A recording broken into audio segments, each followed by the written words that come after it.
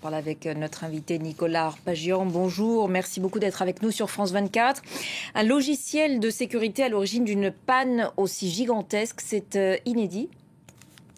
Alors oui, surtout de cette ampleur. En fait, la difficulté, c'est que d'habitude, les mises à jour, c'est évidemment une démarche qui est tout à fait vertueuse de effectuer ces mises à jour. C'est une nécessité que l'on soit un utilisateur particulier, une entreprise, une administration. Par contre, c'est vrai qu'en général, on évite des campagnes sur de grande ampleur. Pourquoi? Parce que précisément, s'il y a des effets de bord, il s'agit de les limiter à des périmètres restreints. Et donc là, effectivement, on a, et c'est pour ça d'ailleurs que le caractère planétaire de cette panne vient du fait que au fur et à mesure que les villes, les pays se réveillent, s'activent professionnellement, allument leurs ordinateurs, activent donc les mises à jour, et c'est ainsi qu'on a cette progression fulgurante au fur et à mesure de l'avancée des fuseaux horaires.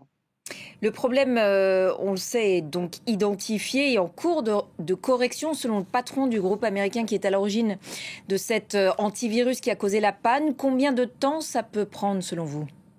Alors, ce qui est certain, c'est que dès lors que l'on sait désormais ce que l'on cherche, c'est un progrès puisqu'on va pouvoir identifier les éléments de programme problématiques et donc procéder à la mise à jour nécessaire, à la partie saine en quelque sorte, et ainsi neutraliser ou en tout cas retirer la partie problématique. Ce qui est certain, c'est que ça se fait de manière précautionneuse pour deux raisons. La première, pour s'assurer qu'il n'y a pas d'autres implications, d'autres dégâts, et la deuxième, c'est que l'on va chercher à documenter chacune des étapes. Pourquoi? Parce que va s'ouvrir de manière imminente la question des responsabilités juridiques et potentiellement judiciaires, avec la mise en cause du financement, de la prise en charge des pertes économiques liées à la non-disponibilité de ces équipements. Vous évoquiez les aéroports, les places de marché, les entreprises, les commerces, et donc évidemment la documentation des circonstances précises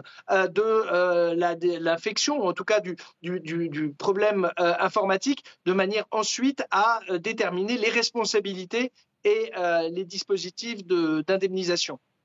Nicolas Arpagian, le fait que tant d'institutions, de pays dépendent à ce point de Microsoft, c'est aussi ça le problème? Le manque de Alors, diversité dans l'usage, notamment des systèmes d'exploitation?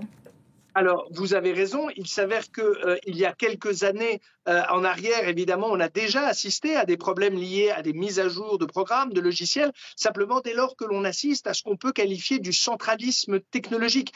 Il s'avère que Microsoft, son système Windows, irrigue quelque 75% des ordinateurs à travers la planète. Donc, il est évident que on est globalement dans une situation de dépendance numérique à la disponibilité, à l'intégrité de ces systèmes pour s'assurer du fonctionnement de nos économies, de nos administrations qui ont besoin du numérique pour produire, commercer, financer, communiquer, se former, se soigner. Et donc évidemment, c'est la question de ce centralisme technologique. La seule chose, c'est les solutions alternatives. Alors là, en l'espèce, d'autres équipementiers ne sont pas concernés, mais c'est vrai que c'est une particularité. Il y a peu d'industries aussi structurante qui soit dans cette logique oligopolistique à minima et quasiment monopolistique.